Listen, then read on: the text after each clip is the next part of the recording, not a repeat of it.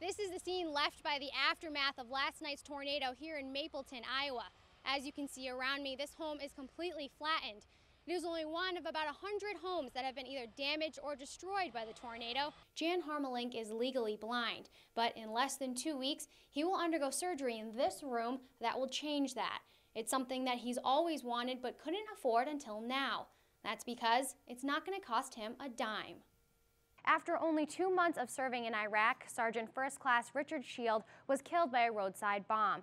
While some families might find it too painful to remember a fallen soldier every day, it's exactly how the Shield family is healing.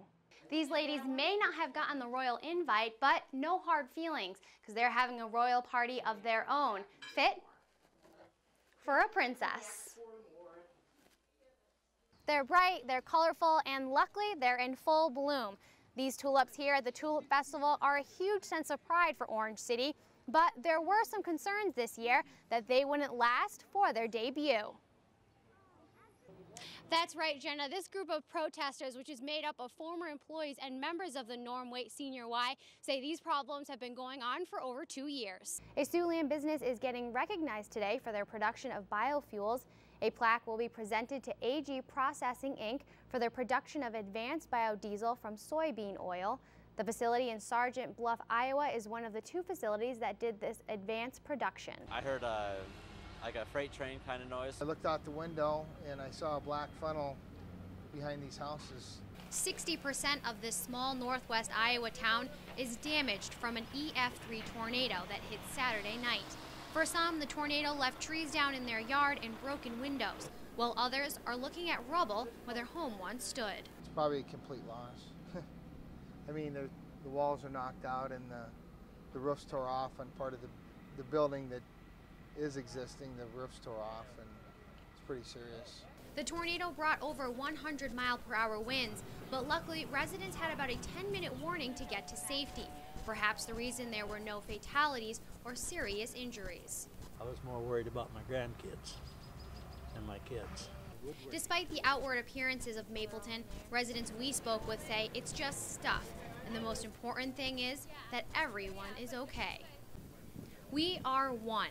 It's the name of the event that brought all of these union members together. It's important to show strength. Solidarity is an American word, and it is one. You see here carpenters, electricians, painters, plumbers. These workers were taking a stand for the rights they say are in jeopardy. Perhaps at the top of the list, their collective bargaining rights. We ought to treat public workers like public professionals, not public servants. Collective bargaining allows an even playing field. But these ralliers didn't just bring their message to the streets, they also brought it to city leaders. The city council meeting gave them a chance to be heard about their concerns. But not everyone agreed with their message. A lot of states are looking at collective bargaining reform, and I think Iowa needs to be one of those states to take that on, because currently, we come to the table with basically our hands tied behind our back, and we can't really get a good deal for the taxpayer. Rally organizers say as many as 150 people attended the event. Paloma Richards, Channel 9 Eyewitness News. Your child is your most precious cargo, so you do everything you can to keep he or she safe when you're on the road. But there's something else parents could be doing that could keep their kids even safer.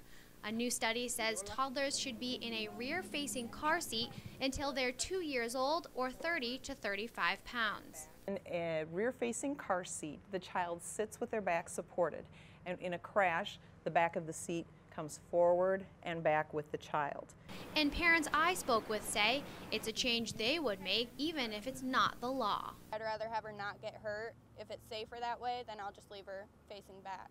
I guess if it's safer, whatever's best for the kids. The study, done by the American Academy of Pediatrics, found that toddlers under 2 who are in rear-facing car seats are 75% less likely to suffer from severe or fatal injuries. Those bones are small, they're undeveloped, and their head is very large, and so we just really need to protect that. Those injuries are much more severe than any other, complications. The study also says that children should be in a booster seat until they're about 4 feet 9 inches tall. Paloma Richards, Channel 9 Eyewitness News.